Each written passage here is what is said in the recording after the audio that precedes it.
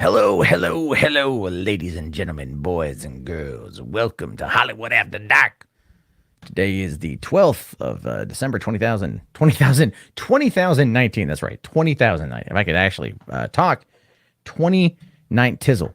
Been an interesting day for me. Been a very interesting day, as evidenced by the title of this particular episode. I got invited to go see Rise of Skywalker early. I got invited to a press screening. Now, that's not the premiere, which is what I was, not going to lie, kind of hoping for, but that's okay. That's okay. The fact that I'm even being invited is great because it shows that like I've been able to build a little bit of that influence, a little bit of that something, people want to check out what old Jabbo he has got to say about movies. And I'm excited. So I'm figuring out how to get down there. I did ask for a little bit of help with getting a plane ticket because my budget, it's the end of the year. My budget for my business is, we kind of spent it. So that's where we are right now because this was an unexpected thing. However, look, Rise of Skywalker, El Capitan Theater, Tuesday next week is fucking cool, man. To see it like right across the street from where it premiered at the Chinese in 1977 is just wild. It's absolutely wild. It just feels like it's a piece of cinematic history, and I can sit there and say, I was there as a member of the press, as a member of Access Media. So there we go. I did get invited. Yeah, I got the go ahead today. So that's pretty cool. And I got to figure out that I got to fly into LA and then get down to the theater and like see it that day. And there's not gonna be a lot of time to spare. But that's how LA operates. Thankfully, everything I can fly into like Burbank and then I can navigate the valley. I used to live in the valley, so I do know where I'm going. I know how to navigate around and use the subway system effectively. Basically, you just get off at the airport, take an Uber or a Lyft just 2 miles down the road to the subway station, and then you're down in Hollywood Boulevard like freaking 12 minutes later. So yeah, it's a fast thing. It's a very fast thing. I wonder, and it's been so long since I've been to that neighborhood, because that's where I used to live. So it's been 7 years. It's funny. So when I'm in LA for this thing, that will have been 7 years since I left Los Angeles, because I left in 2012. December 17th, 2012 is when I left LA. And I'll be back December 17th, 2019 to watch Star Wars. That's kind of like poetic to an extent. It's kind of apropos to an extent. It's very cool. I'm very excited for it. And then the great thing is too, I can provide coverage. On the ground coverage for you guys. And it's not just like, hey, I saw the movie, this is my thoughts. Like I want to like try to like vlog the experience a bit, right? To get down there and to see what they've got that's set up. To look at the posters and the architecture and like just to kind of get a general vibe. And like across the street from the El Capitan is going to be the Chinese, and people apparently are already lined up. So maybe head over there and like talk to them and go like, what is it you're excited for with this movie? And like just, I don't know, create like a general sense of positive Star Wars coverage. You know what I mean? Like boots on the ground Star Wars coverage. And that's the kind of stuff I think would be amazing to do. I'm looking forward to it. Hey, Robert, it's all good, man. It's all good. I understand personal reasons keep us all from doing some shit. I totally get it. No worries. I'm glad you're here. It shows that I survived. Yes. And if you check the internet today, apparently I'm a survivor. I'm a believer. I'm the victorious motherfucking winner. No, there are people out there that look at today's YouTube situation, like the whole new changes. And they're just like, oh my God, Matt won everything. And I'm all like, I did? Sure. Yeah. Okay. I think I'm some kind of omnipotent mega bastard. This is a once in a lifetime thing, Wonder Duck, 100%. 100% once in a lifetime thing. And that is kind of my mantra for shit like this. And it seems weird to say, but like when you're presented with a once in a lifetime experience, and if something you're passionate about, I say you take it. You find out a way to do it, and you do it.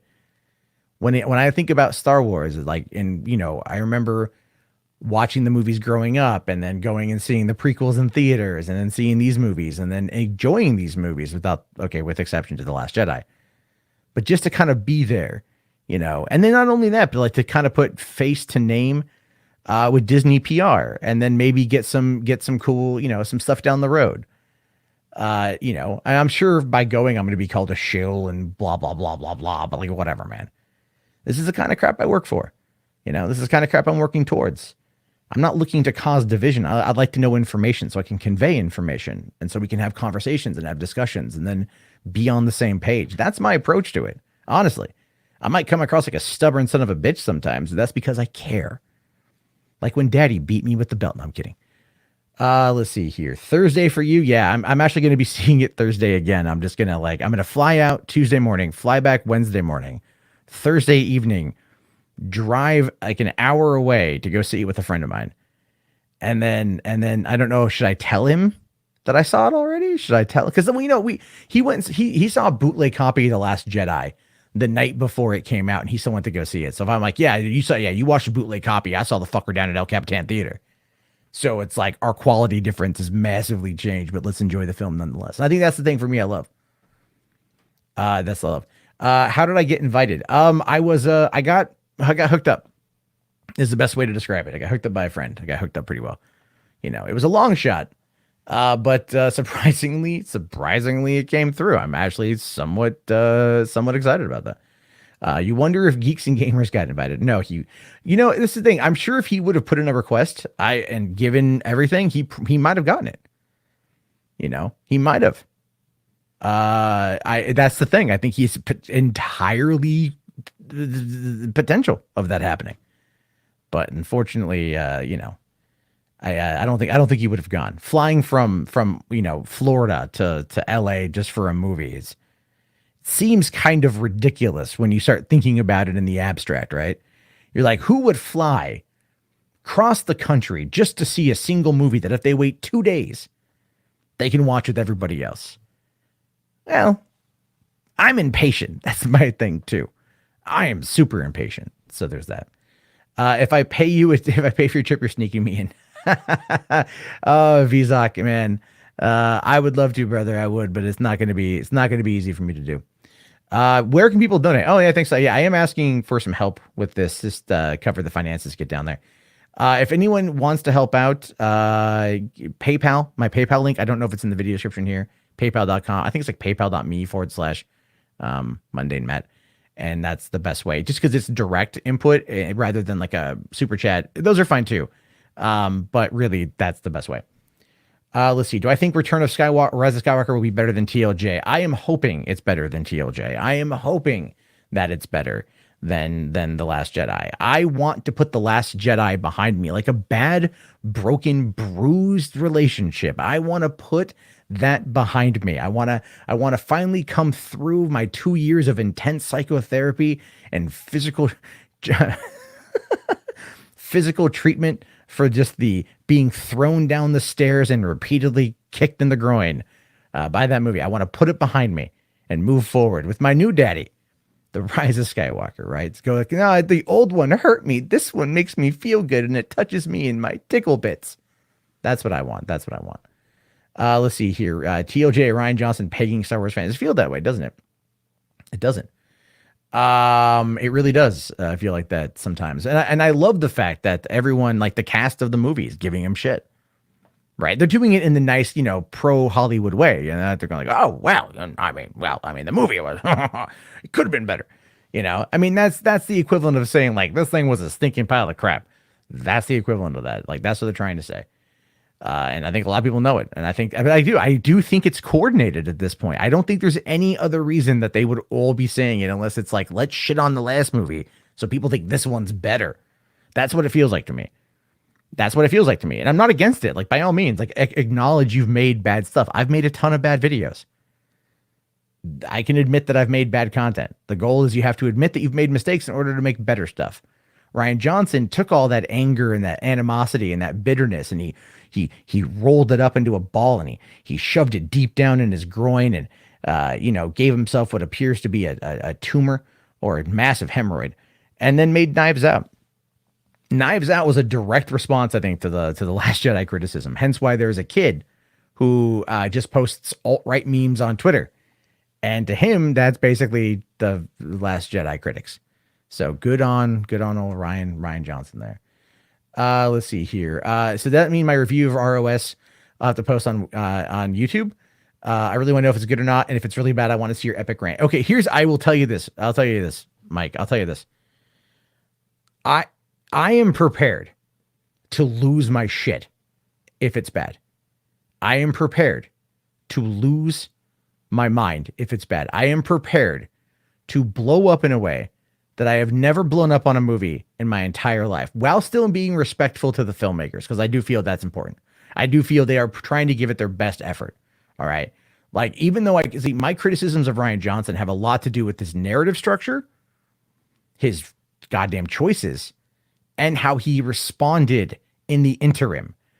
Right. But I have said that I felt that the movie was very well directed, and the cinematography is amazing and the effects are amazing. So on a visual technical level, the movie is beautiful. It's fantastic. It looks amazing. Just narratively speaking, is terrible. So like, I just need to kind of make that, put that out there. But if the movie is bad, if it's terrible, ladies and gentlemen, oh my God, I will blow my top, and that won't be good. It will be pretty bad. And trust me, I'm going to give you guys my true, honest feelings on this one. This is not going to be something where I'm like, I'm just going to get mad because it's going to, no. I don't want to hate this movie. Where we are right now, 2 years into The Last Jedi, I don't want to hate The Last Jedi either. I don't. I just don't. I don't want to do it. But it's like, the movie ain't good. So if this one ain't good, I'm going to let people know. I just don't think that JJ is going to, I don't think JJ is going to make the same character choices, to be honest with you. I just really don't. But yeah, you'll get what you want, you bastard. Let's see here. I would never want to watch free movies from Being with the Media. To me, there's nothing wrong with watching a movie for free. There's nothing wrong with the experience of it. That's the thing, is your opinion is still your opinion. Let's see here. Write off as a business expense. Well, yeah. I mean, everything's kind of a business expense. You'd wear a MAGA hat and Trump 2020 shirt and write it off as political donation. Yeah, why not, man? That'd be pretty funny if you walked into the El Capitan Theater rocking MAGA 2020. A lot of people there would clutch their pearls and faint. Let's see. They have to be nice. They might have to work with Rian Johnson again. Well, yeah. I mean, Johnson ain't coming back to Star Wars. Yeah, after this last couple of days, he ain't coming back. Not at all. Let's see. Is there any chance, since Marvel TV shows are connected to the movies, that we might have a chance for the Netflix shows, or does that not really change anything? Actually, well, Craig, okay. So here's what we know about that. Again, rumor, theory, speculation. Just got to kind of roll with that, right? There's a guy named Mikey Sutton who's been dropping lots of scoops. Apparently, he's got a big one planned for next week, a big 10 YouTube channel scoop, and I'm in it at some point. I don't know. I don't even know what the scoop is yet. He's like, hey, you want this scoop? And I'm all like, all right, cool. It's part of a big 10 channel thing. I have no effing idea how to pull it off. But anyway, he says that his dude at Marvel told him that they are trying to put Daredevil and Jessica Jones on FX, and then have that air on FX, and then rebroadcast, streaming on Hulu. And that's their plan. And then to find a way to include them into everything else. You know what? I mean, like, I would assume that feels pretty accurate. However, with Marvel Television folding into Marvel Studios, which I need to do a video on tomorrow, so I'm like 2 days behind, so no one's going to watch it. But with that happening, then there's going to be a fair amount of, there's questionability on that front, because Jeff Loeb, the Daredevil show, Jessica Jones, those were his productions. And so it's like, those are, people want those back really bad. But they may decide to just go a different direction. They may not decide to bring Charlie Cox back, but I still think they plan on bringing Charlie Cox back. I think at this point, if they don't cast Charlie Cox, I mean, you want to see people get angry. Like, you want to see him get real mad. Just wait to see if they recast Daredevil. Right? People are going to be pissed as fuck. Let's see here. But yeah, I think I think they're going to do it. You don't want to hate Rose Tico, but we do. I'm hoping Rose is a better character in this movie. I'm not holding out hope that she's a better character, but I mean, like, I am hoping that she's a better character than what we got. Let's see. Will I still fly it if I don't get enough donations? Yeah, it's just going to be real tight. I mean, like, I've got enough donations now in the first couple hours that, like, it offsets a lot of the problem, a lot of the cost, which is great. It's just going to be like, it just kind of hurts me on the back end a bit more, just because my budgets are not what they should be. So I mean, I've been, anything helps, you know. So there's that. I still plan on going. Let's see here. Still on Netflix. Don't know for how long. I'd like to imagine Disney told them you can keep that film, but we have better ones on our streaming service. Well, when it comes to the Netflix shows, Marvel has them. I'm sorry, Netflix has them. Like, they paid for them. They don't own, like, they just have the distribution rights, I should say. They don't have the rights to the characters or to the show, just the distribution rights. Kind of like Universal has the distribution rights to the Incredible Hulk in perpetuity. I don't know how the fuck they got that deal, but they did. So they got that deal. And this is kind of the same thing. Netflix has the rights. But from what I hear, Disney is potentially looking to buy back those rights from Netflix. It's just going to be at some point in time. And again, I think Iger is going to be dropping some serious cash as time goes on. You know, Iger is going to be dropping some serious green as time goes on, before the end of his tenure in 2021, buying up. Like, there was that joke today about, you know, he's like, yeah, I mean, like, I thought about buying the Bond franchise. I mean, that's how you know you're powerful in Hollywood. And you're like, I've really considered purchasing this mega popular franchise that's been around for well over 50 years. That's done 25 movies by April of next year. I'm really considering buying it because, you know, I have the money. I mean, it's like he's basically He-Man, and he's looking for the power of great. He's got the power of Grayskull, you know, at this point. He can do what he wants. And he might. And the thing is, people might go for it. I don't know. Let's see here. Okay, even though I'd love any Daredevil appearances, I'd much rather a show than him appearing.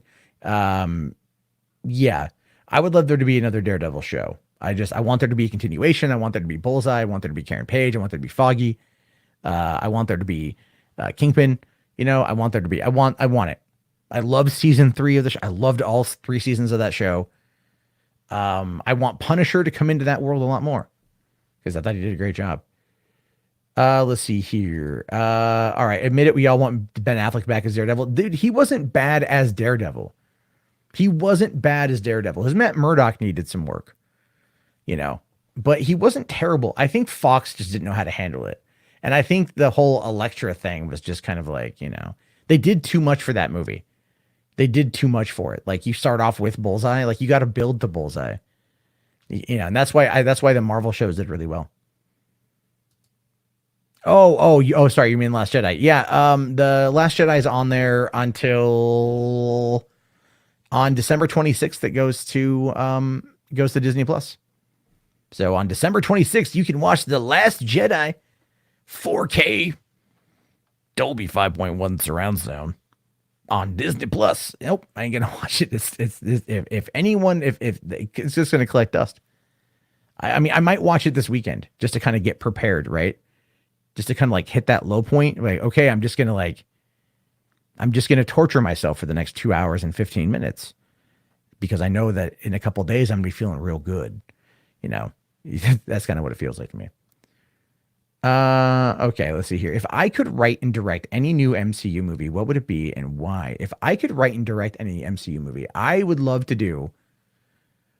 Man, I think I'm more primed to, like, you know, the on the ground heroes, right? Like, the cosmic stuff doesn't necessarily interest me. I'd love to do Spider-Man, but I think if I had the opportunity to do something like the Punisher, that'd be pretty great. Because I really enjoyed the 2004 movie. I thought was great. Tom Jane did a great job. I wasn't as big of a fan as Punisher Warzone because I know that was more aimed after Punisher Max. But I think, like, telling a good, gritty Frank Castle story would be great. And I just want to see, like, a smarter Frank Castle. Don't get me wrong. Bernthal, I love Bernthal in the role. He was great. But I loved watching Tom Jane as a smarter Frank Castle. I felt like that was just such a great portrayal of the character. And I love that movie. And I'm bummed that we didn't get to see more from that. Because even that short film, Dirty Laundry, was fantastic. It was great, you know. And everyone's like, no, bring back Tom Jane as Punisher. But he was a smart Punisher. It wasn't just brute force and anger, which works too, you know, which works as well. I'm not against it. Like I said, John Bernthal did a great job kind of mimicking Travis Bickle and putting that in the Punisher And the rage he had was fantastic and well earned and well acted and well everything else. I love the shows.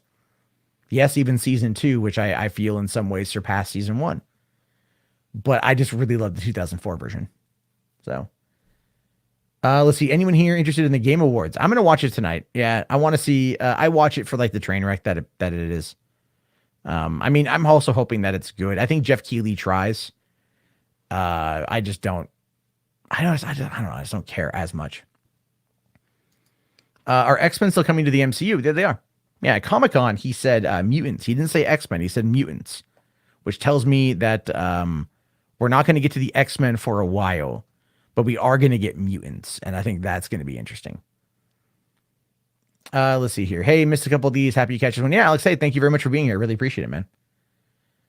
So interesting news talk for Time Magazine voting Bob Iger as businessman for the year. I mean, Disney owns 35% of the Hollywood market. I mean, well, the thing is, it's, I mean, he owns a lot, but I think the business dealing of Fox, purchase, navigating that, launching Disney Plus, launching Galaxy's Edge, which again, that could be kind of mileage may vary, so to speak, but he's got a lot on his plate. Marvel movies hitting the Endgame hitting $2.7 billion, $2.8 billion. There's a lot there that Iger can take credit for. There's a lot there that he can put on his resume. I mean, the dude even published a book, man, that everyone tore to shit. So that's kind of what I think. I think that's fine. I think when you look at it, I mean, I think it's perfectly fine. I know they own a lot of Hollywood, and I don't think they're going to stop for a while. That's just where we find ourselves. Let's see. What do I think would make a better Phase villain? The next Thanos.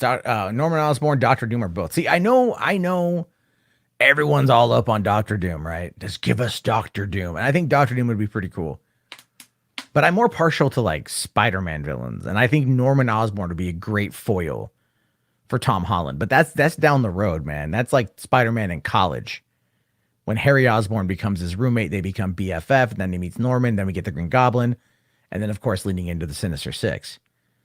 That's where I see things. That's where I think that'd be fine. But I really am looking forward to Norman Osborn. Not to mention, like, just in general, the Sinister Six. Like, I love the Sinister Six.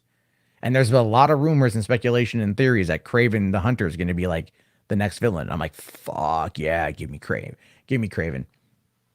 So, but I think the next big bad is probably going to be Doctor Doom. It just seems to make the most amount of sense. It just really does. But that's still going to be a ways off, I mean, they introduced Thanos 4 years into the MCU, and then it took another 7 years to finally kill him. I mean, at the rate they're going, it's like they're basically at this point like the DBZ of freaking movies. They got to have like 18 films of getting their power level up over 9,000. That's what they have to do. Let's see here. Metacule Vitriol says, hey, why are you watching Star Wars early? Yeah, I am watching Star Wars early. I got invited to a press screening down in LA, which is why I'm on my videos today. I did ask for a little bit of financial help getting down there because I used up my budget investing in gear.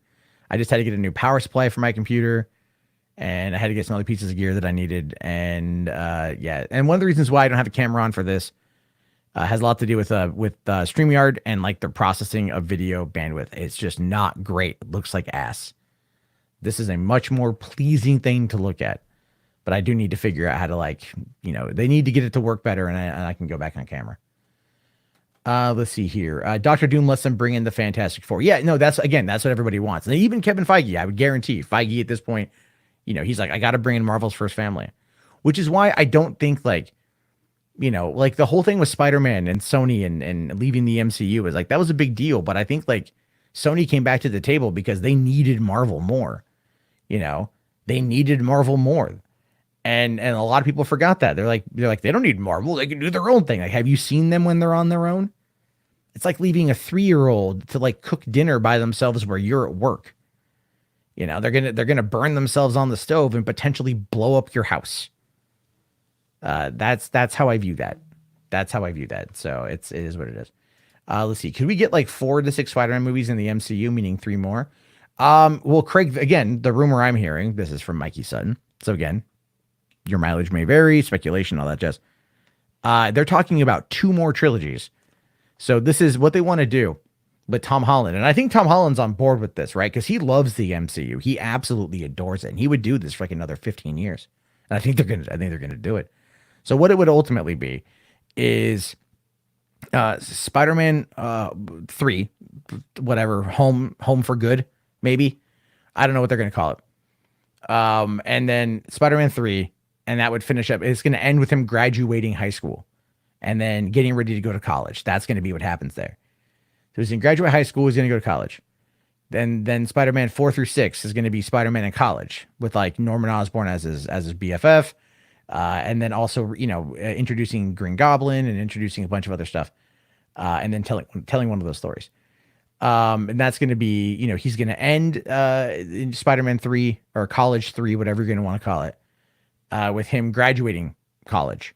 And then it's going to be him in Spider-Man, 7, 8, 9, like working for the Daily Bugle, working for maybe Doc Ock, setting that whole thing up, giving us Doc Ock. But they're not going to give us these characters, these villains right away.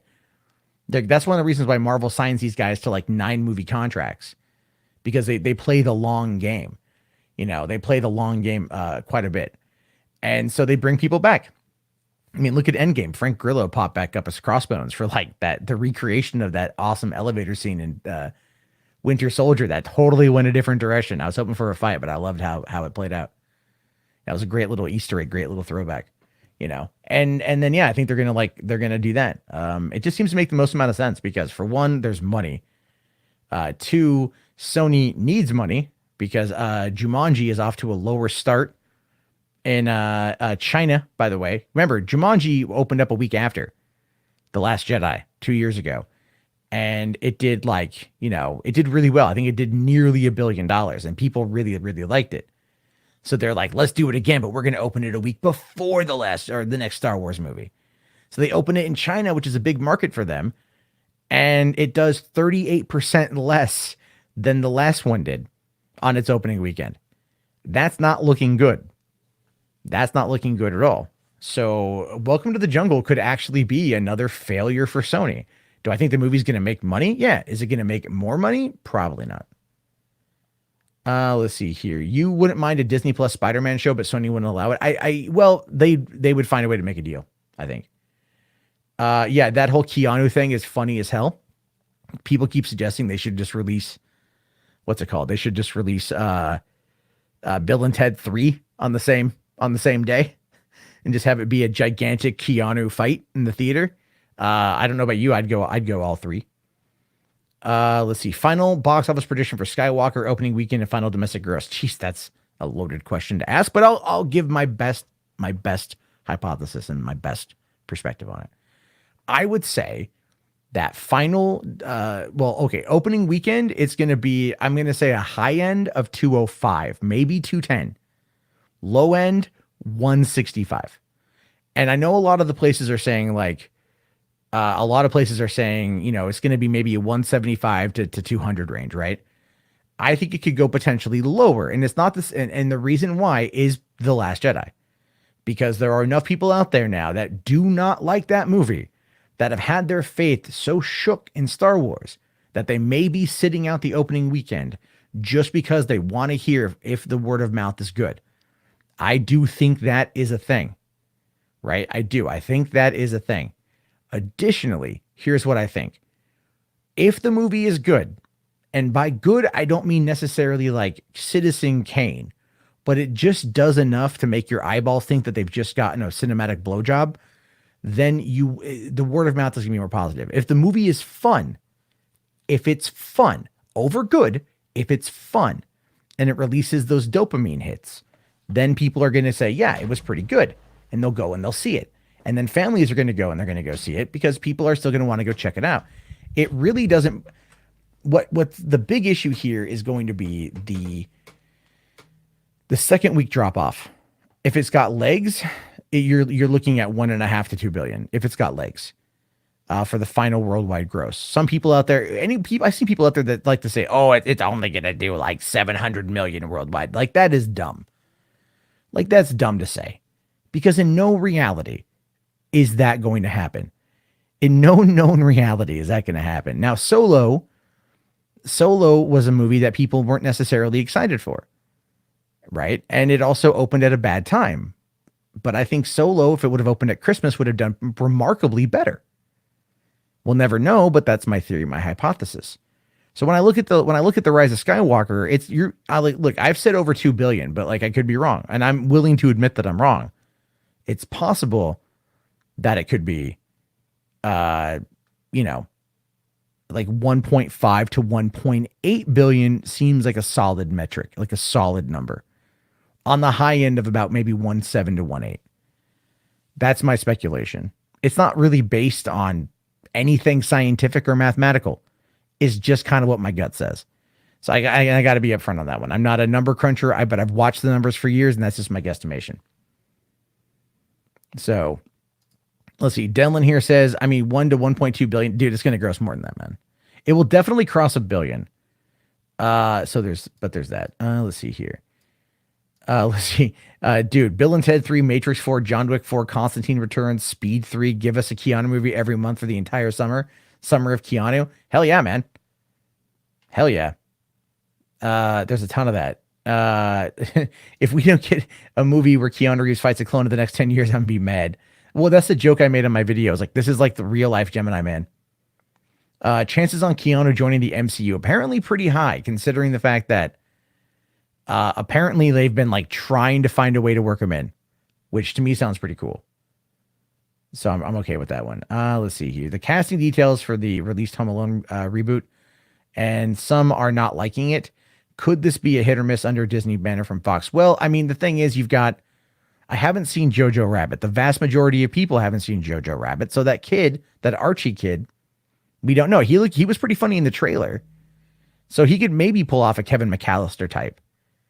But I'm wondering if he's going to be Kevin McAllister or if he's going to be Alex D. Linz from Home Alone 3. Now, I just watched Home Alone 1 and 2 on Thanksgiving, and Kevin is a specific type. And I don't know if they're going to want to recreate that entirely or how they're going to want to play it off. But you got Ellie Kemper and Rob Delaney as his parents, and that makes sense. Ellie Kemper, red hair, kind of looks like Catherine O'Hara, but you're not going to be able to there's no way you're going to be able to recapture the magic of Catherine O'Hara and John Candy sitting there talking about polka, polka, polka, polka, polka. You can't do it. And who's going to be the director? Like, honestly, at this point, they got to get Chris Columbus to do it. They've got to. I don't know if there was a director announced, but I just feel if they don't get Chris Columbus to do it, it's a waste. Now, last night there was a thing on Twitter where the Percy Jackson reboot was trending, where people were trying to get Disney Plus to sit there and do an adaptation of the Percy Jackson novels for Disney Plus, and I'd be okay with that. I loved the 2 Percy Jackson films. I think they were great, especially the first one. And again, that was Chris Columbus. Oh, what else did he do? Harry Potter. Let's see. You've got a cinematic BJ from like 3 films in your life. Which movies are those? I'm kind of curious. Let's see here. What is the best theater going experience I've had? Matrix, 1999. First time seeing that movie. I remember watching it with my best friend, and we did not know what the movie was. We just thought it'd be pretty cool. The lobby scene.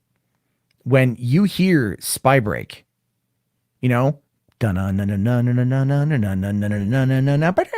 right? You hear that song kick off, and they like Keanu drops the bag, pulls out dual was it MK5s or something like that, or Uzis or whatever the hell Tech 9. I don't even know. I'm not even a gun guy, but like they were automatic weaponry.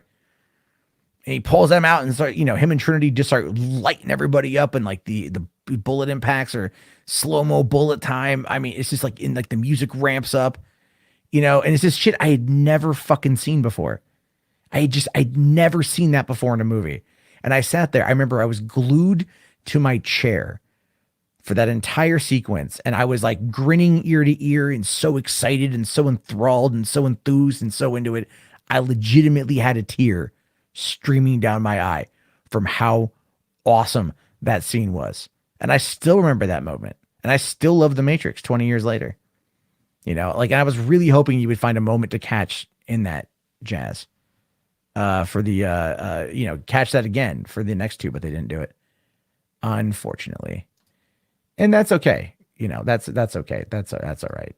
We can't all we can't all be winners. So we can't all be winners in this one. Let's see. How much do we need to send you? Anything, man. There's no minimum. It's like $1 would be fine. It's just help. It's just help to get me down there. I appreciate it. Let's see. Keanu equal Moon Knight, Namor, Adam Warlock, and Ghost Rider. People I know really want him for Moon Knight. Namor would be interesting. Adam Warlock, I mean, that's if James Gunn can get him. And then Ghost Rider, I don't know if he could play Johnny Blaze, but he might be, might be too reserved for that. But I think Moon Knight would be good. I think Moon Knight would be really good. It's like I said before, I'm happy that we're living in a Keanu-sans, just feels good to sit there and say, like, Keanu Reeves, man. Mofo is badass. Let's see here. Change to 1.3 to 1.8 billion for sales DVD. Well, we're never going to know all sales. Let's see. You predict that Star Wars 9 makes 175 on opening, no Luke Skywalker in marketing. I mean, that is a factor. I didn't think about that. Well, we have that one trailer or that one image, that one really god-awful IMAX poster that you see Luke in. But other than that, there's nothing. But here, check this out. I haven't posted the video on this yet, by the way. I haven't posted the video on this, but I did do a video on it today. This is the if you haven't seen Disney's For Your Consideration, this is what they're putting up for Star Wars. Look at this here. You've got Best Picture, Best Director, Best Adapted Screenplay, Best Actor, Best Actress, Best Supporting Actor. Mark Hamill is the first one on the list for Best Supporting Actor. They're going for that. Same with Boyega, Oscar Isaac, Anthony Daniels, Domhnall Gleeson. I mean, everyone else in the movie is getting nominated. Carrie Fisher. I mean, even Kelly Marie Tran. They're pushing Kelly Marie Tran to get it. And I mean, everything else they got going on too. The video of this, I think, will pop up probably tonight. I'll post it before I go to bed, where I talk about that. Also, did anyone hear about how much? Oh God, what was it? Did anyone hear the John Williams score that came out of this? There was that John Williams score that they did. It got leaked out. It got leaked early, and then like there was no track names, but like there was like 51 minutes of music, and then it got like Disney kept pulling it left and right. I listened to it last night before going to bed. It was really, really good. So, yeah, well, Black Panther all over again, kind of. They definitely, I mean, they're definitely going to run the gamut for it, 100%. Let's see, first 3D, where's that? First 3D movie. What was my first 3D film? Trying to remember I don't remember what my first 3D movie was. It was, God, it would have been like, I mean, I saw man, I don't remember, to be honest with you. I really don't remember. It probably was something with the blue and red lenses. I remember that, like, but like in theaters. I think like, I don't remember. I have to go back and look to see what released and when I would have gone to see it. But I have seen one movie in theaters that was red and blue on the lenses, cardboard lenses, and that was actually a porno. Yeah, it's been it's been over 10 years, 10 and a half years. Valentine's Day 2009, my buddy hit me up and he's all like, hey man, the Ken Cinema in downtown in San Diego is showing an old 1970s porno tonight. You want to go check it out? And I'm all like, all right. So I hit up my girlfriend. I'm like, hey, you want to go watch an old 1970s 3D porno? And she's like, wait, what, really? And I'm like, yeah, let's go check it out. Like, it's going to be a fun experience. And she's like, okay. And she doesn't like any of that kind of stuff. So we go down there and like hung out with my friends and we all went in, we watched this movie and it's a hardcore porno. And there was an entire sold out crowd of people on Valentine's Day, watching this hardcore 3D porno. And here's the thing. The 3D was so old. It was so old. The print was so bad. You just took off the glasses halfway through. You're like, fuck it. I don't even need these glasses. It's like, I don't even need, I can see what's going to happen. Like pretty well. It's not, there's no new technology here. It's all old. But man, I just have to point out that Jism in the 70s was a lot more is different than what you see nowadays. Anyway, let's see here. I missed some comments, I think. I'm just going to go through here. Okay, hold on. You think Neo will be living in the Matrix and the AI in the Matrix? I think that's going to be the case too, yeah. Dungeons and Dragons 2000, or 2000, I forget. I never saw that movie, actually. First time seeing Star Wars New Hope in the theater, never forgot it. That was good. Let's see here. New Kevin named Jack in the reboot goes to therapy session, and old Kevin is sitting there. He says, "This cool kid eventually." I don't know. What are we talking? What's this one talking about? Let's see here. You remember Toy Story and the Silver Stream? Me too. And then I remember in 2010 going and seeing the Toy Story 1 and 2 double feature in 3D. That was really good. Do I think that they'll put Force Awakens for Matrix 4 and New Generation front and center while the old timers supporting? Yep. I don't know about the plot being very similar to the first one, but it's going to be it's written by one of the Wachowskis. I don't know why. Not Lana, but the other one. I forget her name. I don't know why she's not involved. But I think after Sense8 went down on Netflix and they closed up their Chicago production office last year, which people thought was kind of weird, but then now they're saying Matrix 4, and I don't know. We'll have to wait and see what happens. My goal for getting down to LA with ticket prices being so close is about 500. And that's just because that's what it's going to take to get me down there and then cover expenses. It's mostly plane ticket, which is unfortunate. If I would have bought the tickets a couple weeks ago, it would have been like, I think 175 when a couple weeks ago, but now it's like a lot more than that. So that's what it's at. Let's see. Watch Me, Dr. Manhattan. Yeah, I need to see it. I haven't seen it yet. Imagine reminiscing about the Matrix and remembering Spy Break before Rob Zombie. Yeah. Let's see here. Okay, hold on. Okay, those forward names Forbes says, MC was looking at it for. Yeah, well, the Feige said they're always trying to get a hold of that. Let's see. Did I see the PHUB game console? I don't know what that is. P-Hub? What is that? I don't know what that is. Okay, I'm good from here. Let's see here. Your first 3D film you saw in theaters was Lego Movie? Wow, man. How young are you? That was 2014. I remember in 2010, like when Avatar had come out and then everyone was 3D, like for a while, all you could see was 3D. I'm so happy now that like IMAX is doing IMAX 2D. I just want the sound and the high HDR performance. I don't need, I don't need 3D. It doesn't blow my skirt up. It gives me a headache half the time. Which direction was the money shot? 3D. There was never a money shot at the camera. The only thing they put at a camera was like one of the actresses was holding a dildo. It was like a vibrator, and it was like, and she was like swirling it towards the screen.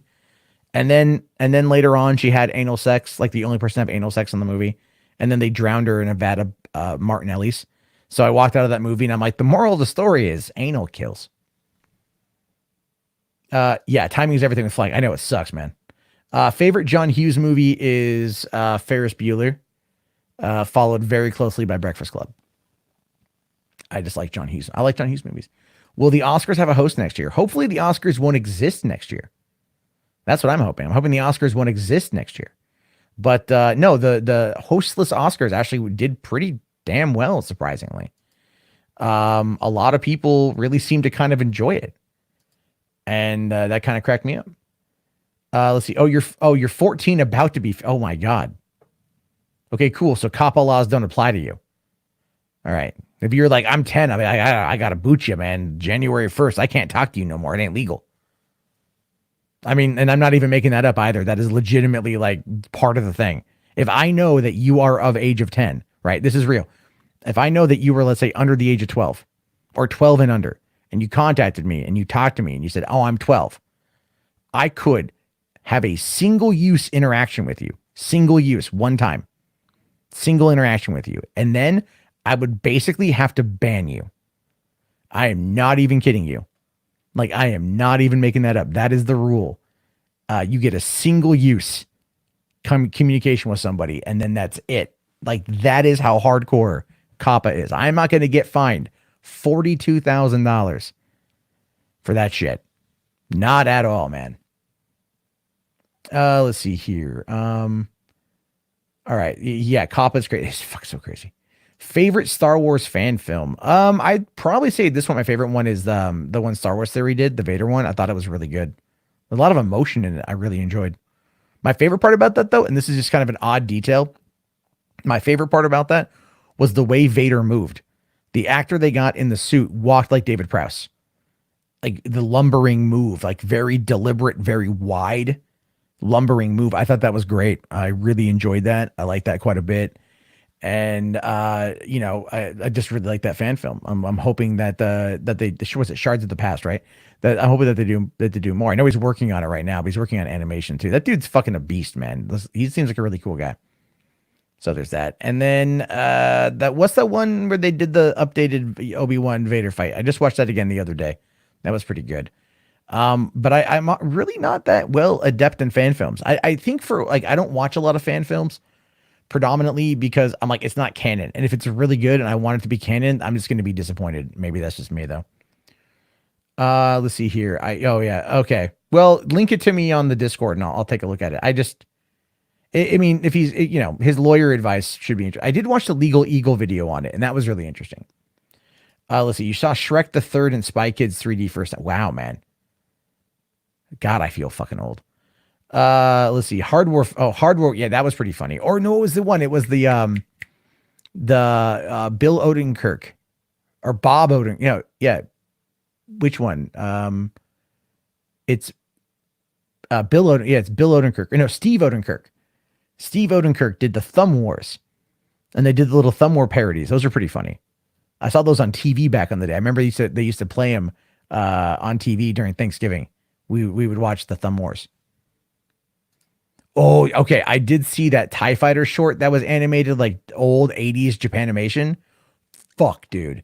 Oh my God. That was a labor of love. That thing's amazing. Like, you're like, why don't they just do that?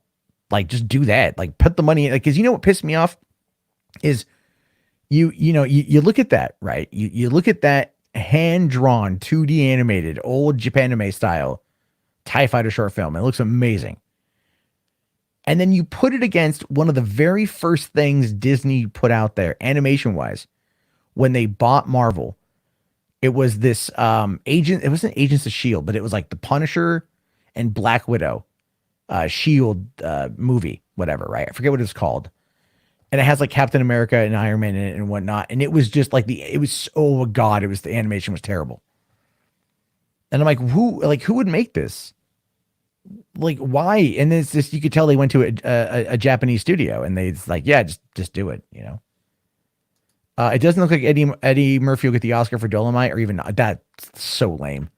Eddie Murphy deserves an Oscar nom for Dolomite. That was such a good movie. That's in my top 5 of the year. I fucking adored that movie.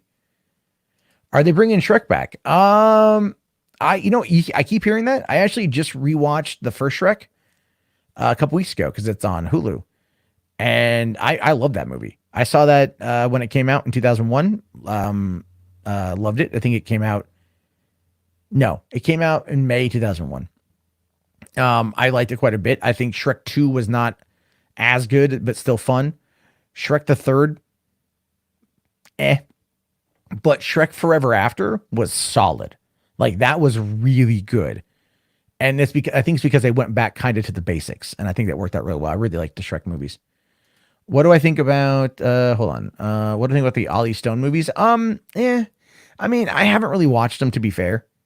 Like, it's just a lot of him in his heyday was like really big when I was younger. And I'm not going to sit there and spend 3 hours on a JFK movie just so I can, just to have that whole thing of Kevin Costner saying back and to the left over and over and over again. I think the last Oliver Stone movie I watched was U-Turn with like Jennifer Lopez and Sean Penn, and that was a fucking mistake. Let's see. Am I upset that Terminator Dark Fate bombed? I am actually, yeah.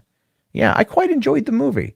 It wasn't perfect. It had a lot of problems, but I found myself very happy with what I saw. I was entertained, and at the end of the day, I care about that more than anything else.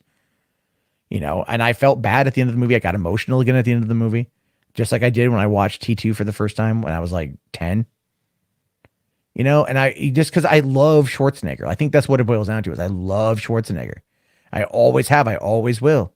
And I know he's getting up there in years. He's 70 years old. The dude's still a tank. My God, I'll probably die before he does. With my clogged arteries, high blood pressure, and diabetes. But on the other hand, he's like, I'm just going to work out until I'm nothing more than dust, and it's like he'll still outlive me. And he smokes, and I quit smoking like 13 years ago. So I enjoyed Terminator Dark Fate for what it was. It wasn't Terminator Woke Fate. It wasn't woke. People that got all butthurt at that one line completely overlooked everything involving Sarah Connor and her story.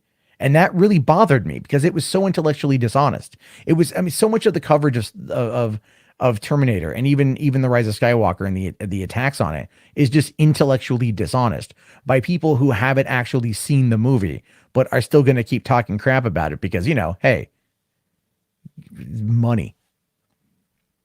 Let's see here. What about Noah Hawley writing the next Star Trek? Yeah, no, he's writing and directing it. That could or could not happen. I don't know. I think it's going to happen, but I want to see it. Let's see here. You heard Chris Farley was going to play Shrek. He was, and then he died. And was it Dalen there says that Shrek he did about 80% of the dialogue, which is true. Do kids nowadays even go to the movies aside from MCU ones? Yeah, Frozen. I woke up this morning and my girlfriend was showing my daughter Frozen again. And I hate that movie. And I still try to find some liking in it. And I just fucking hated it. I still don't like it at all. Let's see. Favorite black and white movie. Yours is Treasure of Sierra Madre. Humphrey. That's a good one. If we're talking old school black and white films, it would be Them, the old sci-fi horror film about the radioactive ants. I love that movie. And then there was also, if we're talking like black and white from modern age, like Clerks for one, is a movie that changed my life, like 100% changed my life. And I'd love to be, and I actually got to tell that to Dante Hicks, Brian O'Halloran at Comic-Con. I got to tell him that, which is awesome to me. I got to shake his hand and tell him like, dude, your movie changed my fucking life, man. Like that was like so cool. I hope to one day be able to tell that to Kevin Smith. Look him in the eyes and he's like, am I looking back at myself? And I'm all like, yes, you before the heart attack. I'm here to tell you, don't vote for Dukakis. None of you will get that joke.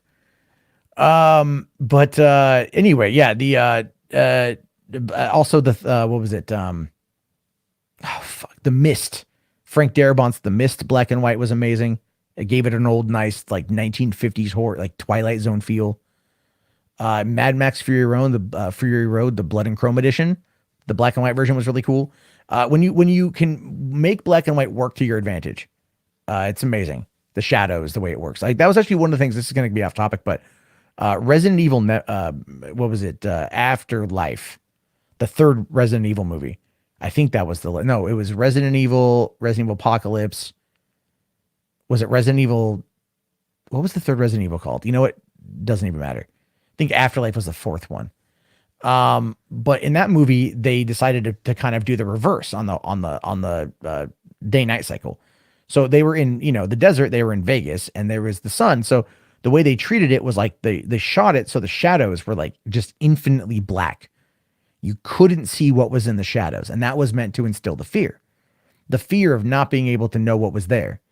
Having everything else be illuminated, but it's what's in those dark corners that you don't know. And I thought that was really cool. I thought that was really interesting how they brought that about. I really enjoyed that quite a bit. Okay, so let's see here. Your friend told you that Phantom Menace is just Qui-Gon dies. Do I agree? No, because it's pod racing, dude. Okay, yeah, and then look, Strangelove is a good one too. Yeah. Okay. W here got the joke. That's great. I have Logan, the noir version. I haven't watched it. I do own it though.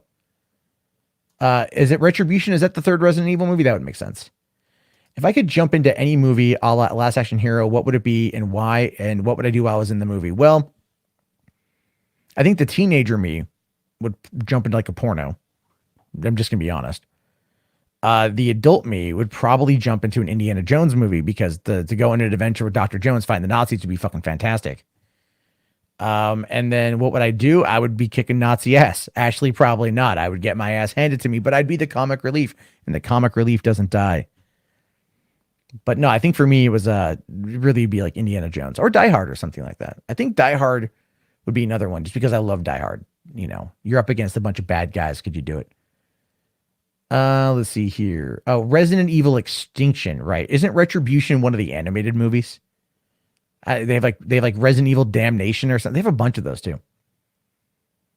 Retribution is 5. I forget 5 exists. That was horrible.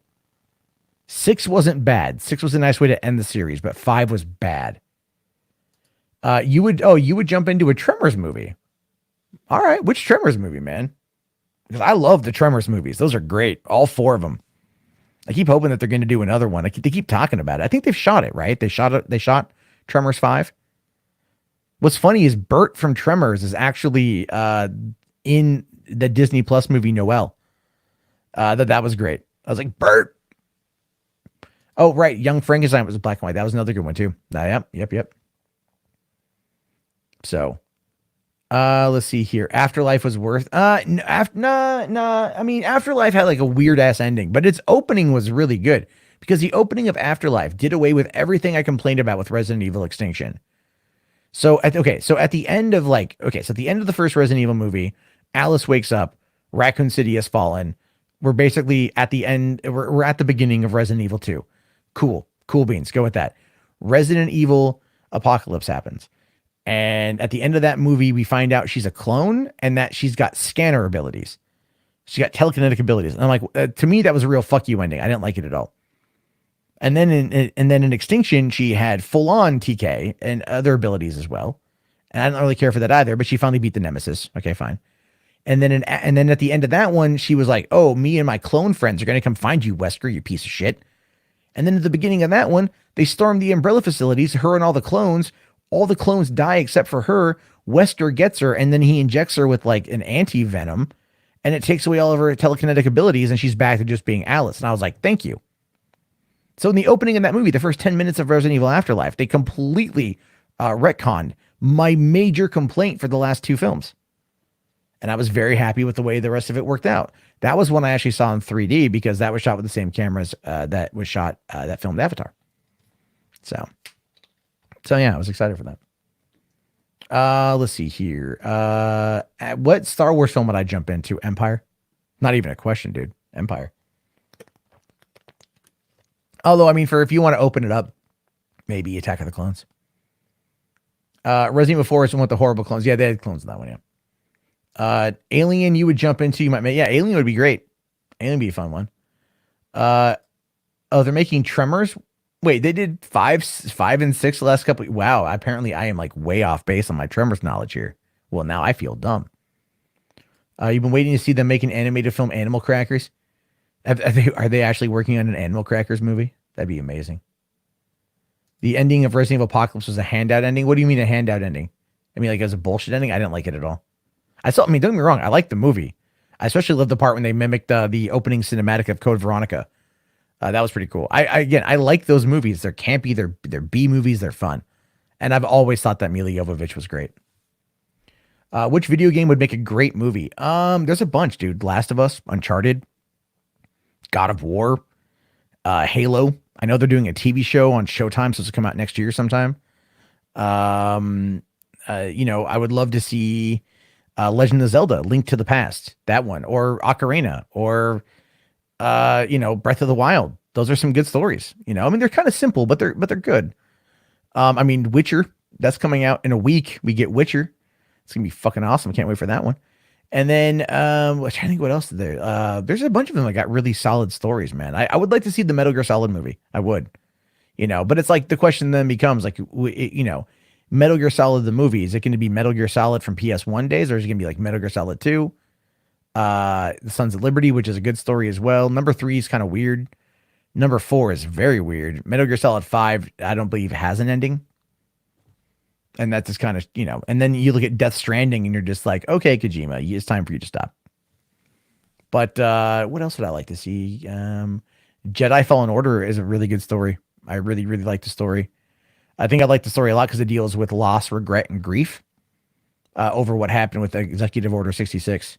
And again, just kind of getting that from the Jedi perspective of the loss and tragedy, I think is great. And Cal Kestis is a good character. And then I just met a new companion, one of who I like quite a bit. Yeah, it's a solid game. It's a solid story, man. I'd like to see Shadows of the Empire, that game. Was that Kyle Katarn in that game?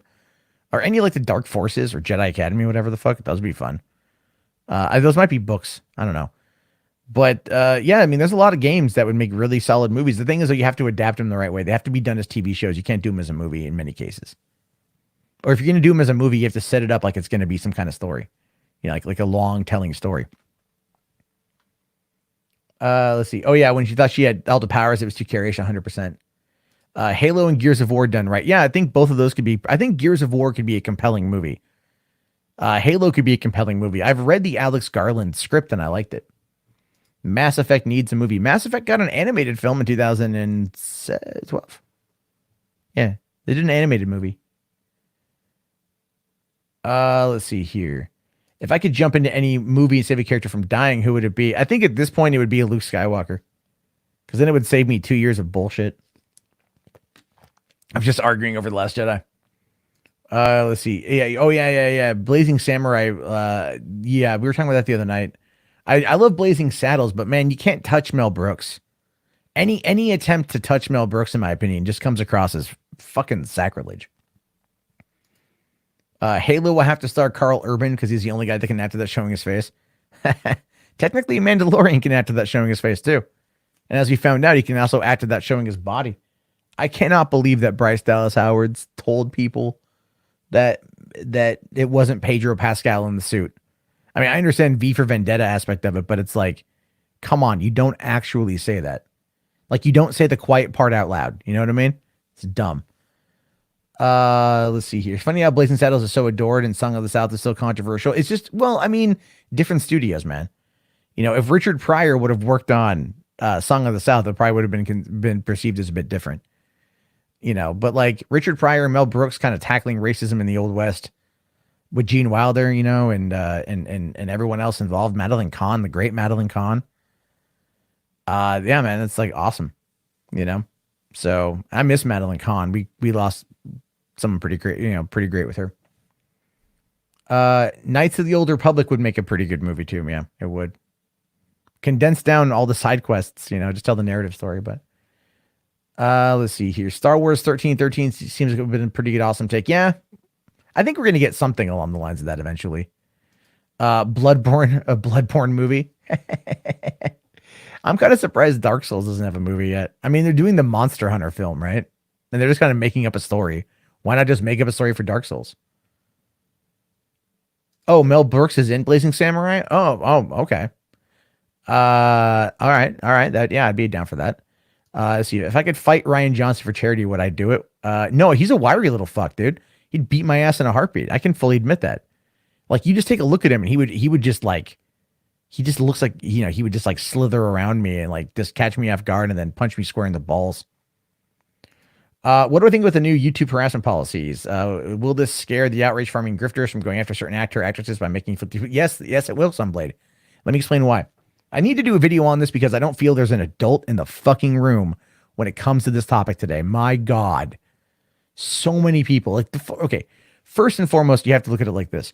YouTube has been talking about this since when? Since February. And it amplified in April when there was that James Charles situation. Now, if you don't know about the James Charles thing, allow me to quickly, he's a makeup beauty vlogger, very popular. His mentor, Toddy Westbrook, came out and basically like tried to cancel him. I mean, and she was successful for a little bit. She even accused him basically of like sexual assault is what happened. And as a result of that, he lost 3 million subs in a day. She gained 3 million subs that same day. So it was like kind of basically just a transfer. Jeffree Star came out and called him a predator. And then he came out and basically said, no, none of that's true. And he provided receipts. And you know, neither Toddy or you know, or Jeffree Star, from what I saw, I could be wrong. I don't remember either of them coming out and saying anything about it, you know, and like nothing, like, you know, so it's just like nothing in an apology form. But then Shane Dawson fucking just shows up and protects Jeffree Star by doing this massively popular documentary about him. It's like, come the fuck on. It was such a way to just cover their fucking ass. But anyway, so there was that. And James Charles, like literally 3 or 4 days or so before Toddy dropped that video, James Charles was at the New York Met, that gala, with Susan Wojcicki, the CEO of YouTube. And I said then, and there's videos on the Mundane Match channel to back that up, I said then, this will have repercussions. This is going to be what's going to happen. This is going to be big. And nobody wanted to believe me. Nobody wanted to believe me. Then today we find out about this, and it's like, yeah, this is what they've been talking about. This is what's been going on. And it's like, you know, YouTubers that have, you know, like, not everything deserves to be taken down. Like Content Cop didn't deserve to be taken down. You know, like there's other things where the way YouTube operates, and this is where I'm not defending them. I don't like this part of them. When they, like, let's say they were a surgeon. When they perform surgery, they don't use a scalpel. They come at it with a jackhammer. And it's always an overreach, and it's always an overextension. So there's always going to be collateral damage in the process while they figure things out. This happened during the apocalypse. And now, as a result of COPPA, like, they're going to start working with edgier content, because edgier content is where they're going to make their fucking money, because they're not going to be able to make the money off of the kid content anymore, which is what they were relying on because it's so goddamn popular. So, I mean, they're in this state of flux where it's insane. It's just absolutely fundamentally insane. So this what's going on today is what you have is YouTube basically saying, if you criticize someone, that's okay. If you want to be edgy, that's okay. But watch how many times you do it, what you say, and whether or not you call for harassment on that person. And additionally, and this is where it gets real murky. And again, I'm not necessarily a huge fan of all this.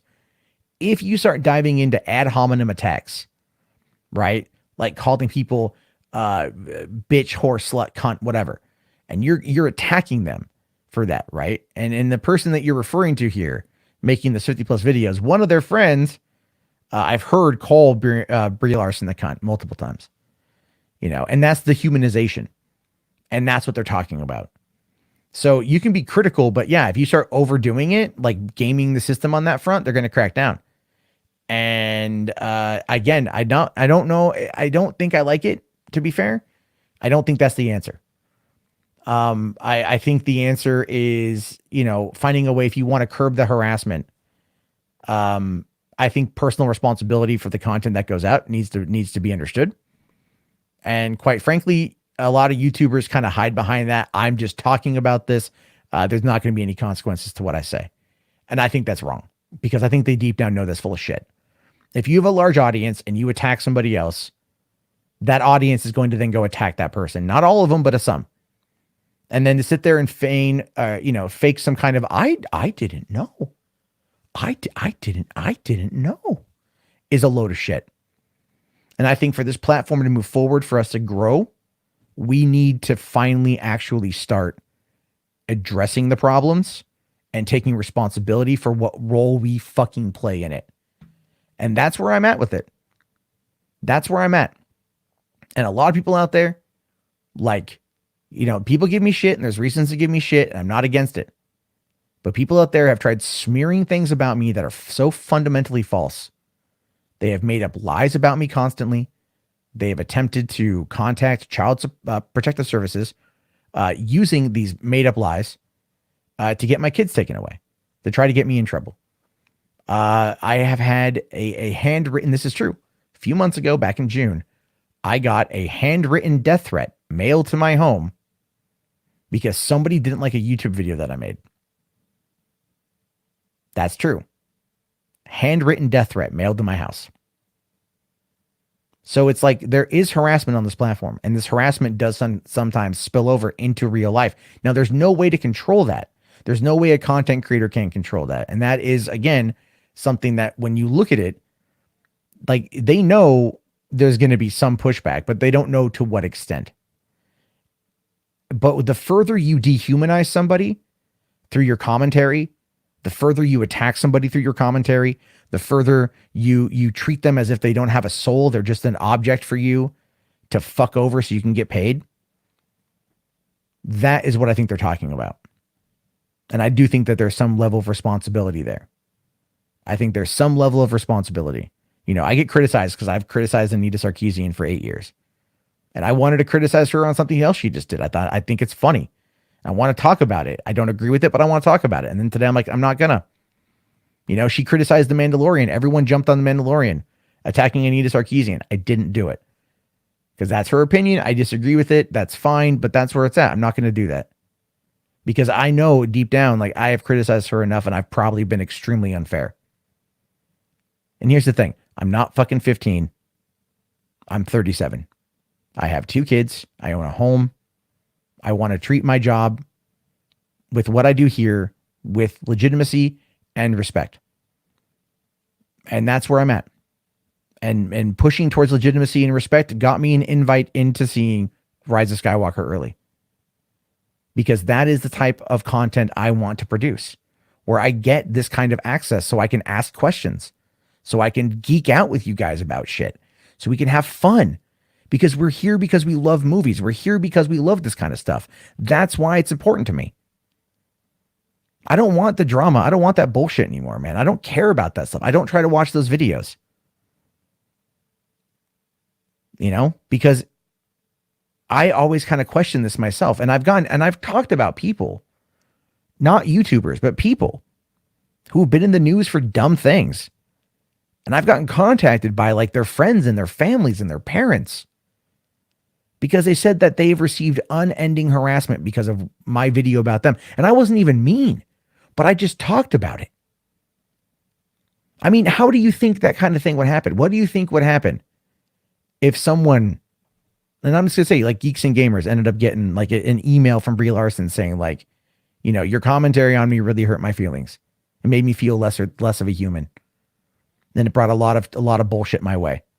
Would he actually care? Would he respond? I don't know. I'm not going to speak to his intentions, but it could potentially happen.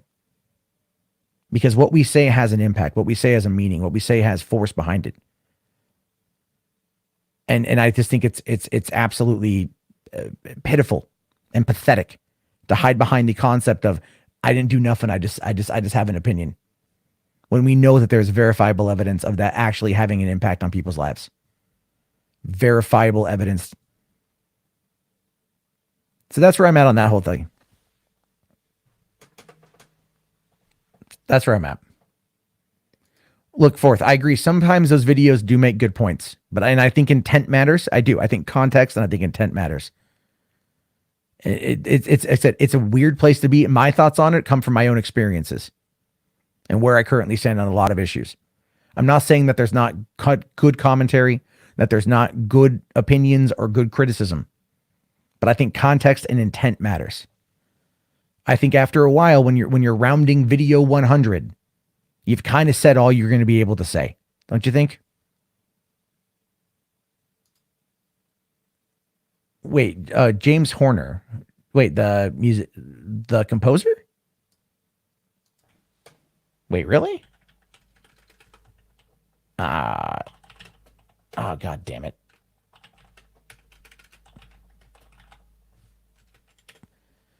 Let's see here. Oh, okay. No, he died a while ago. Sorry, I'm like, wait, I've heard of the name before. I'm like, wait, when did he die? Because he's a good, anyway. All right. So anyway, yeah, that kind of went off on a rant for a while. Let me find out where the fuck I was. I'm sorry, guys. That kind of took a darker, took a thing. All right, let me. Okay. So let's see here. Giacchino is great. He's the next John Williams, in my opinion. I love Giacchino. You can make the point of without the level of harassment. Yep, I agree. I agree. Haters are going to hate, especially if they get paid for it. Yeah. Yeah. No, I know. Let's see here. Thoughts on Bully Hunter 2.0? Well, what is Bully Hunter 2.0? Is it back? Because I thought that was funny. Bully Hunter 2.0 cracked me the hell up. And it really, it really cracked me up, man. That was funny as shit. I mean, what is it? Zombie Unicorn? I don't know what role she played. I think she got a bit of an unfair like hit on that one. But she didn't make it any easier on herself. She kept doubling down, and it was more of a defense thing. But man, Bully Hunters was fucking funny. Let's see. To get sued for public slander, the plaintiff has to prove there was money lost.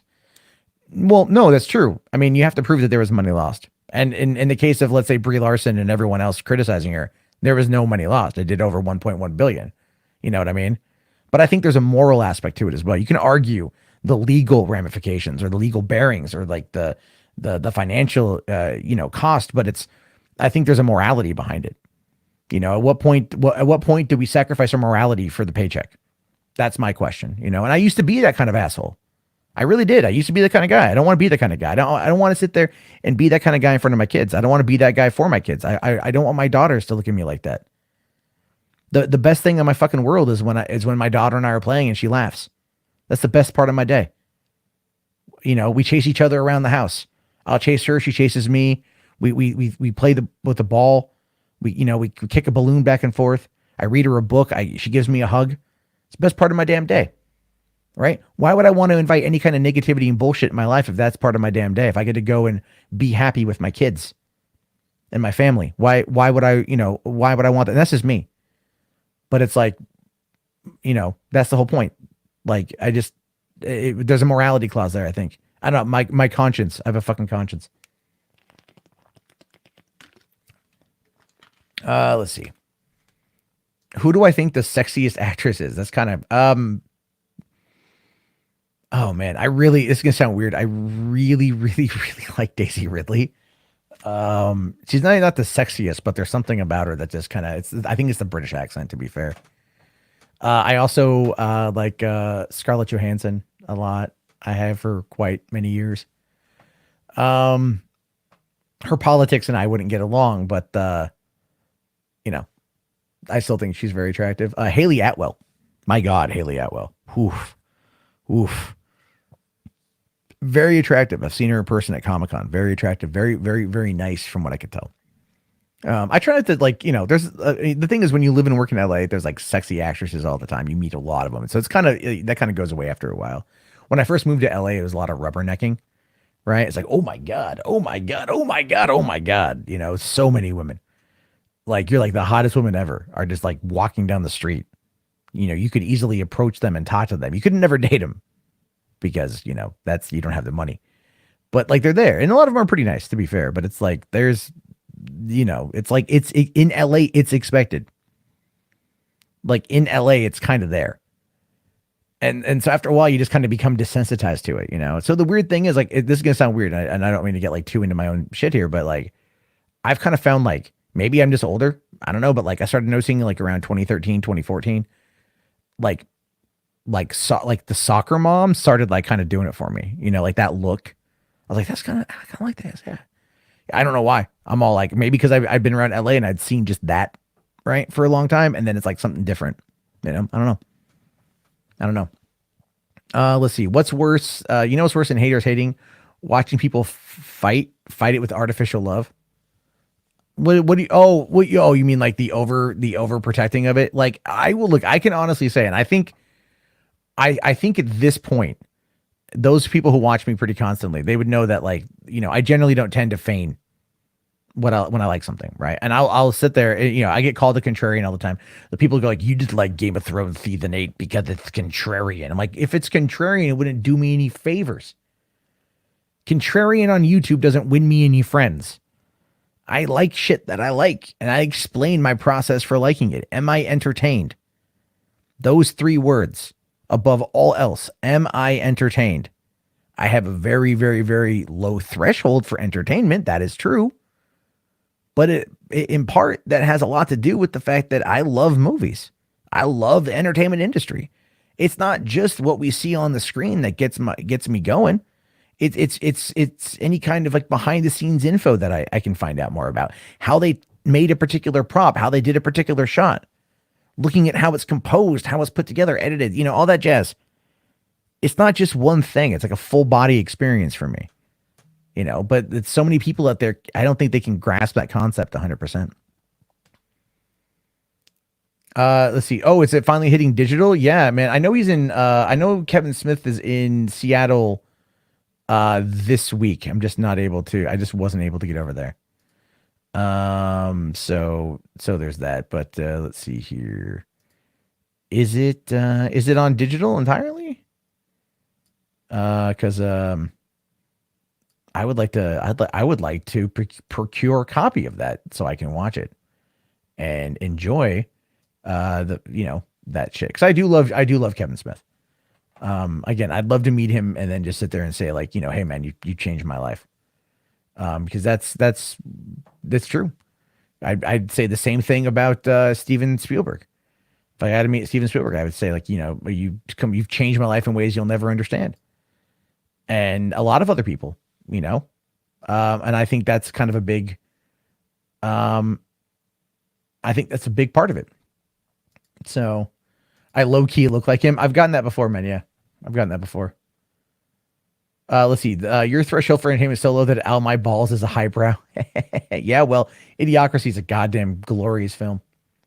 If I could say anything to any celebrity without any consequence, what would it be? Who would I say it to and who? Without any consequence? Oh man. Jesus Christ. I don't know. I mean, like, I would have questions about stuff. But like, I'd have to like, I don't know. I mean, I'd have to really think about that one. I don't have an answer for you. I'm sorry. I wish I did have an answer, but I don't. Let's see here. Will I live stream my reaction to TROS? Okay. So here's the thing, TNT. I have to ask that question when I get there. So effectively, I'm under embargo, and what that means is like the social media embargo lifts the day before, right? So after the world premiere, there's going to be the social media embargo lifting, so people can be able to tweet about it, and I'll definitely be covering that before I go to bed and get up to catch my flight. And so there's that. And then the next day, the review embargo doesn't lift until 12:01 a.m. on the 18th.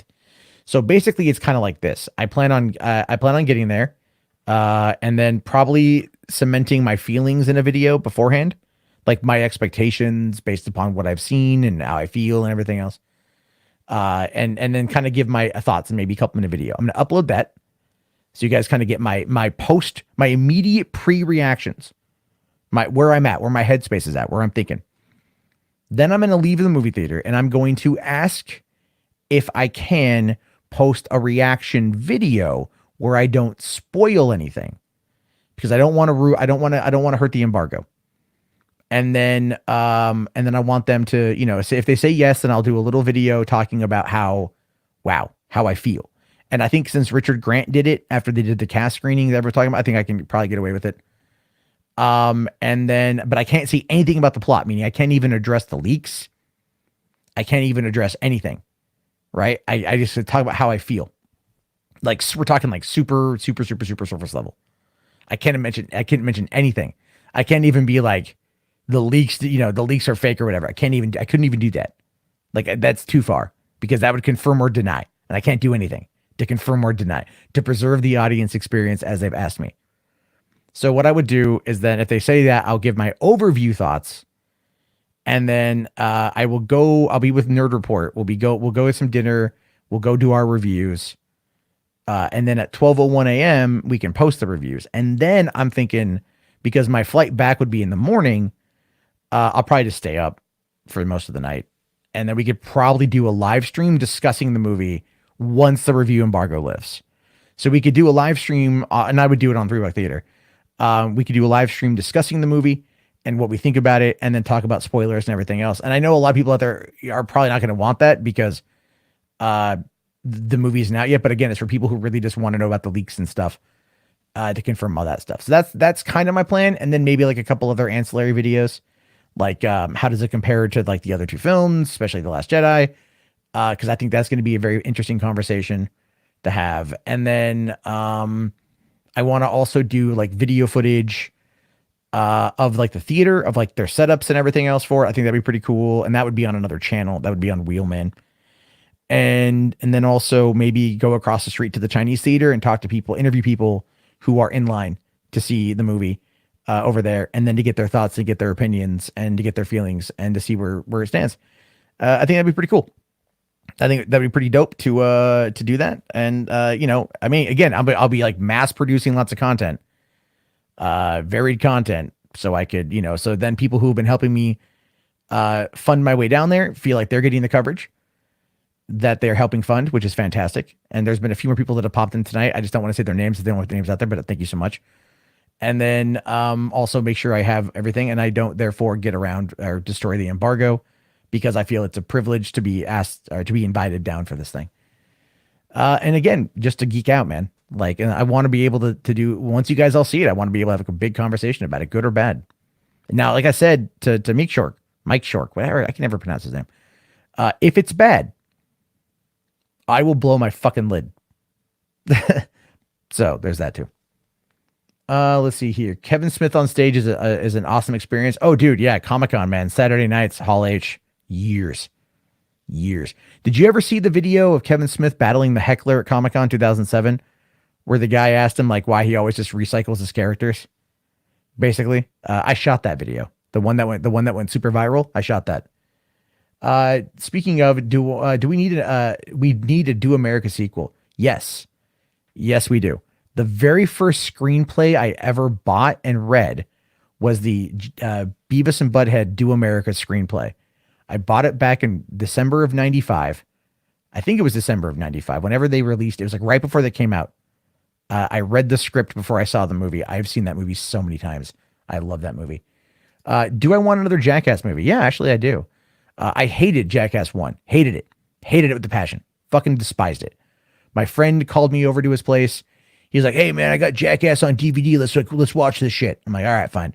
So I went over there. We started drinking, and then the movie was so bad, I started drinking a lot more during it. And then I looked at him, it was over. And I'm like, that was a waste of my 2 hours.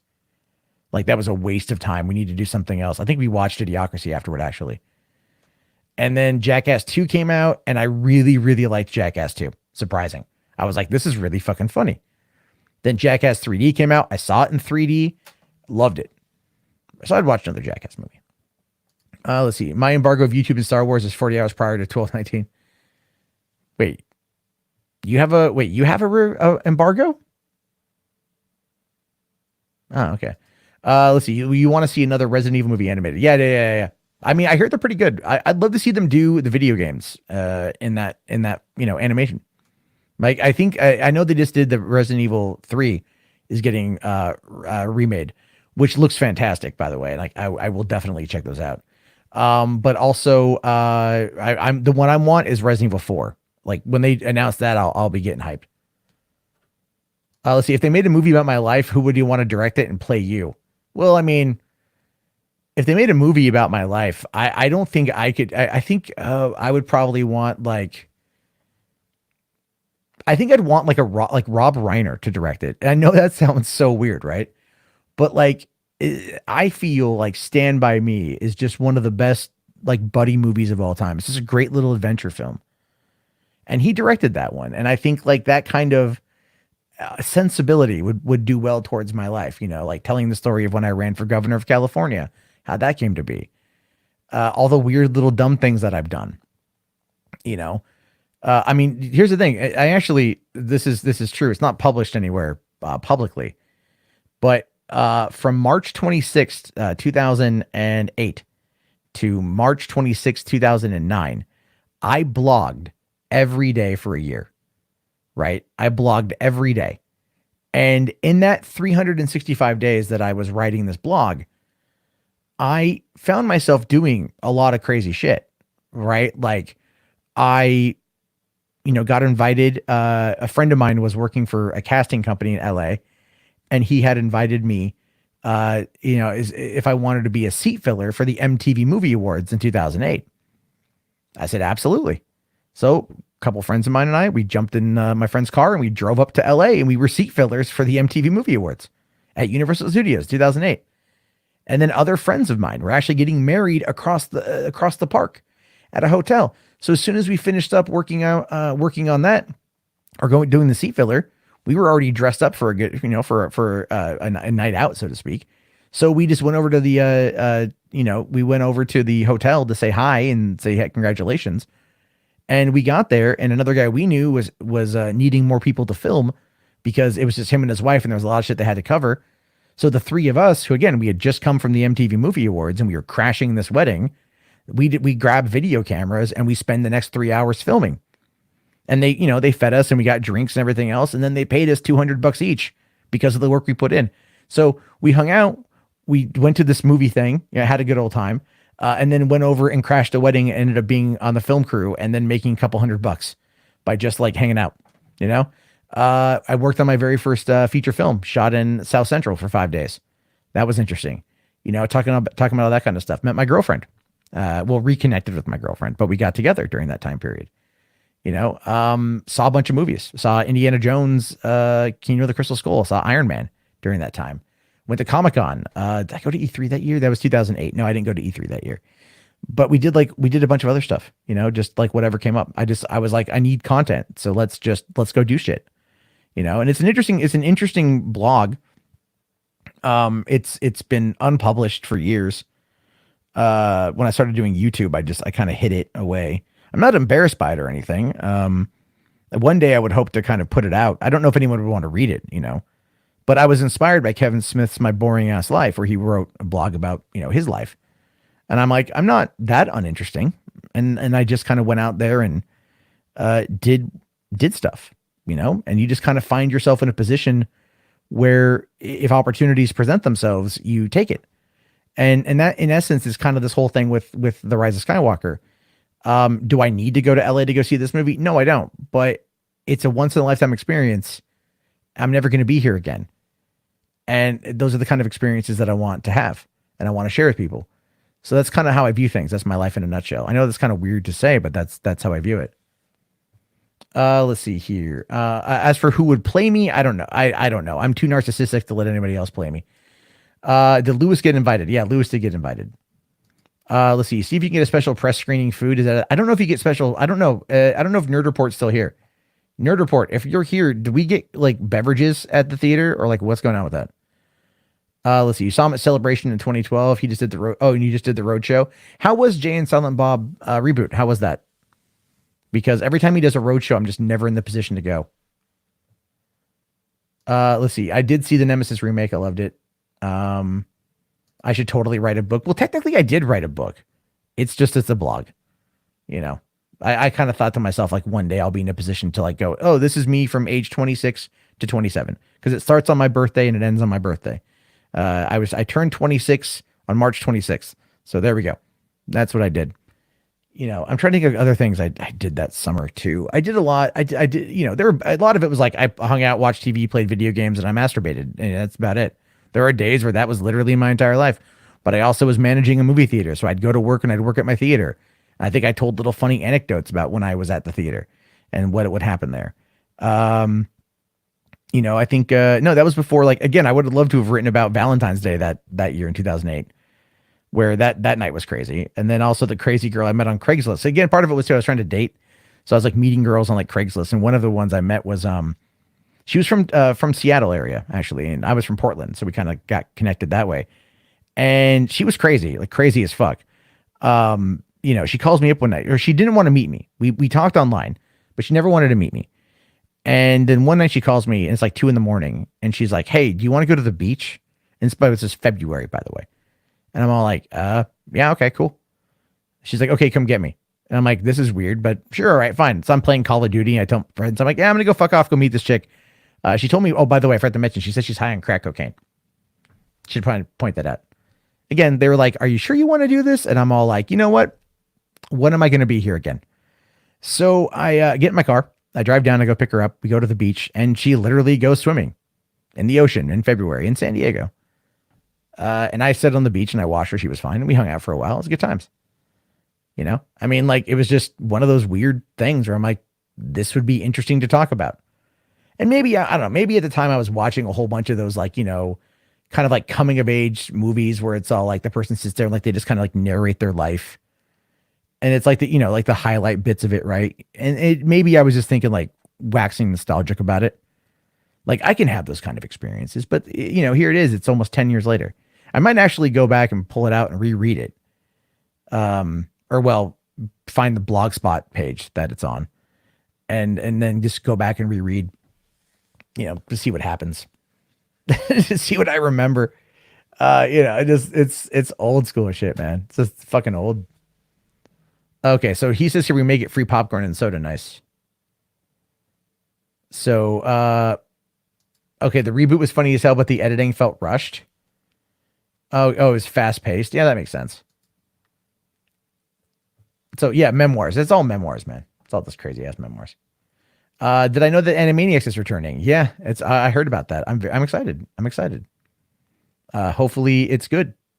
I mean, I don't know if you're ever going to be able to recreate the magic that was the original show, but anything is possible. Anything can happen. Anything is there. So. Have I heard about, let's see, have I heard about Lathia Calogurtis and their co-torture? I haven't. Latia? I can't pronounce that. The name sounds familiar. But yeah. Anyway, guys, I've been on about an hour and a half. It's almost 1:30 in the morning. I was a little bit late tonight, but I appreciate everyone coming on in, everyone talking, everyone engaging. You guys are great.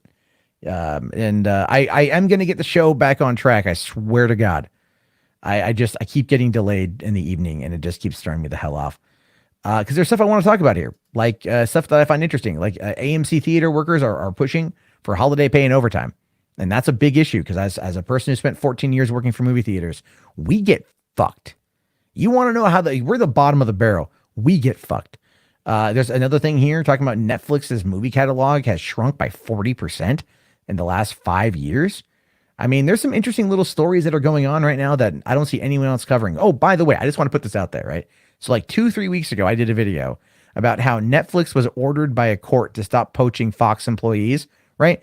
Video barely did anything, barely registered anything. No one really cared. Then all of a sudden yesterday, our movies is talking about it because another article came out. I'm all like, you bitches, I covered that weeks ago. Get on my fucking level. Let's see here. Yeah, the goal is to try to bring the experience of the screening to our subscriber. Yeah, Nerd Report's right. That's right. Yeah. When I'm in LA, try King Taco. I think I had a King Taco in Watauga, Texas, which is right outside of Dallas, and it was terrible, but that was Texas. You don't expect good Mexican food in Texas. I mean, I'm from Southern California. I spent 15 years there. So, and Nerd Report and I, it was really funny when I met him a year ago. I was in LA for 2 days. And he came and got me, and we went and got Mexican food. We got to, dude. I mean, that's ways away from where we're going to be, but that place was good. That place was really solid. It was good shit. So, let's see here. Yeah, what shows were canceled on Netflix? I should do a video on that top 10 canceled shows on Netflix. But I will say I'm 100% on board for Witcher when it comes out here. Anyway, guys, I'm going to fuck off. I'm going to go to bed. I'll be back on tomorrow night. I do have another video dropping here in a couple hours. That's going to be the whole thing with the Rise of Skywalker and the Oscars. So if you're interested in that, you can easily get your hands on that one. It'll be popping up here pretty soon.